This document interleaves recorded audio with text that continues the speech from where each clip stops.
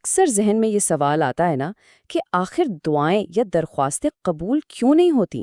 تو فراہم کردہ مواد کی بنیادی تعلیمات کی روشنی میں ہم آج ان اسباب اور رکاوٹوں کو سمجھیں گے جو کسی بھی دعا کی قبولیت کے راستے میں دیوار بنتے ہیں۔ چلیے شروع کرتے ہیں۔ دیکھیے، سورس مٹیریل شروع میں ہی ایک بہت بڑا اور گہرا سوال اٹھاتا ہے۔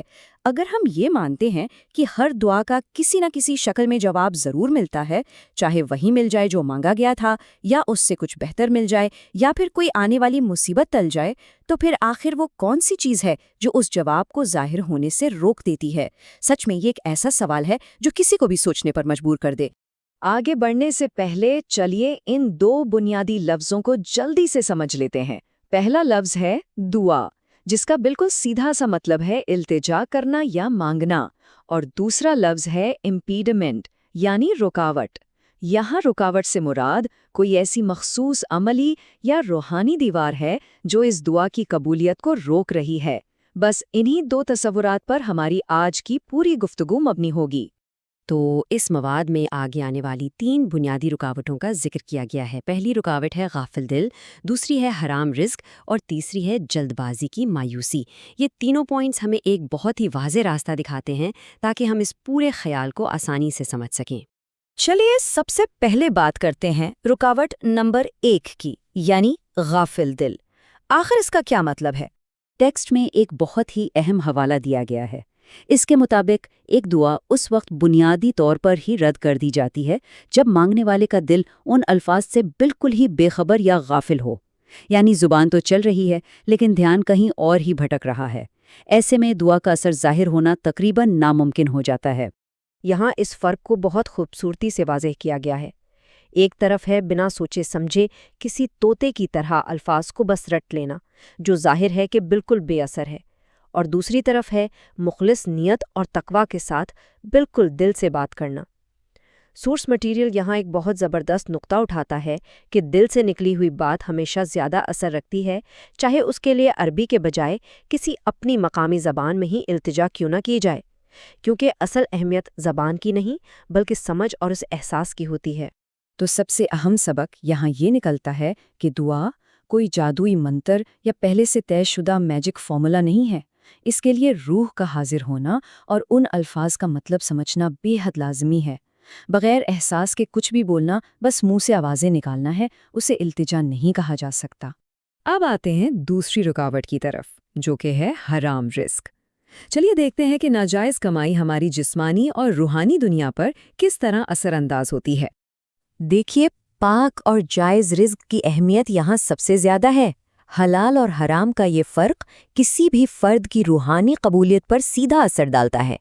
اس کا واضح مطلب یہ ہے کہ انسان کی آمدن، کھانا، پینا اور لباس اخلاقی اور قانونی طور پر بالکل درست ذریعے سے حاصل شدہ ہونا چاہیے۔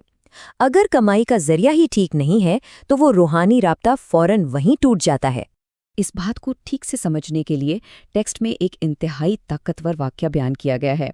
ذرا سوچئے ایک ایسے تھکے ہارے مسافر کے بارے میں جو لمبا سفر طے کر کے آیا ہے، دھول مٹی سے بھرا ہوا ہے اور شدید پریشان ہے۔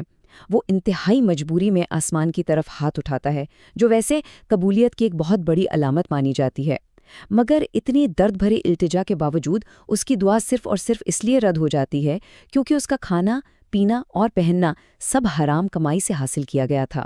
یہ سبق آموز مثال دراصل ایک بہت گہری حقیقت کی نشاندہی کرتی ہے کہ اگر آمدنی کے اخلاقی پہلو کو ہی مکمل طور پر نظر انداز کر دیا جائے تو التجا فوراً باطل ہو جاتی ہے۔ پھر اس بات سے واقعی کوئی فرق نہیں پڑتا کہ ظاہری طور پر کوئی کتنا ہی مجبور یا بے بس کیوں نہ لگ رہا ہو۔ اخلاقیات اور حلال رزق کی شرط کسی بھی جسمانی مجبوری یا پریشانی سے کہیں زیادہ بڑی اور اہم ہے۔ اور اب بات کرتے ہیں تیسری اور آخری رکاوٹ کی، یعنی جلد بازی کی مایوسی۔ یہ حصہ پوری طرح سے ہماری نفسیاتی برداشت اور امید پر مبنی ہے۔ یہاں جلد بازی یا ہیسٹی ہونے کا مطلب کچھ الگ ہے۔ اس کا یہ ہرگز مطلب نہیں کہ بس جلدی جلدی الفاظ بول دیے گئے، بلکہ یہاں جلد بازی کا مطلب وہ رویہ ہے کہ اگر فوری طور پر کوئی نتیجہ نظر نہ آئے تو بس ہار مان لی اور مکمل طور پر امید ہی چھوڑ دی۔ واقعات کی یہ ٹائم لائن بہت واضح کرتی ہے کہ غلطی آخر ہوتی کہاں ہے۔ دیکھیے، پہلے دن سچے دل سے مانگنے کا عمل شروع ہوتا ہے، پھر چند ہفتے گزرتے ہیں اور کوئی فوری بدلاؤ یا نتیجہ نظر نہیں آتا، اور یہاں آخری مرحلے میں آ کر سب سے بڑی غلطی ہو جاتی ہے۔ انسان مایوس ہو جاتا ہے، خود ہی یہ فرض کر لیتا ہے کہ التجا رد ہو گئی ہے اور امید چھوڑ کر آگے مانگنا ہی مکمل طور پر بند کر دیتا ہے۔ یہاں واضح طور پر اس بات پر زور دیتا ہے کہ مایوسی میں آ کر ہار مان لینا یہی وہ سب سے بڑی وجہ ہے جس سے التجا ہمیشہ کے لیے نامکمل رہ جاتی ہے۔ انفیکٹ امید چھوڑ دینا ہی دراصل اس قبولیت کو یقینی طور پر روکنے کی وجہ بن جاتا ہے۔ تو اب آتے ہیں حل کی طرف۔ سوال یہ پیدا ہوتا ہے کہ ان 3 بڑی رکاوٹوں کو آخر پار کیسے کیا جائے؟ اگر اس سارے تجزیے کو نچوڑ کے دیکھا جائے نا تو راستہ بالکل صاف ہے۔ پہلا، اپنے دل کو حاضر رکھنا اور پوری سچی نیت سے بات کرنا ضروری ہے۔ دوسرا، اس بات کو یقینی بنانا کہ آمدنی، خوراک اور لباس مکمل طور پر جائز اور پاک ہوں۔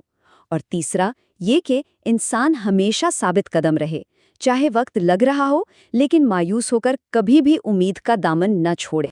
جیسے ہی ہمارا یہ تجزیہ اپنے اختتام کی طرف بڑھتا ہے، ایک بہت ہی اہم اور گہری سوچ ابھر کر سامنے آتی ہے۔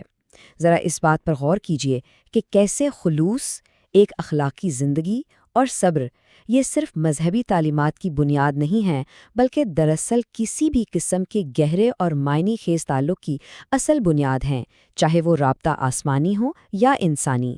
سچ میں ان تصورات پر غور کرنا ہمیں سوچنے پر بالکل مجبور کر دیتا ہے اور مزید جاننے کی لگن پیدا کرتا ہے۔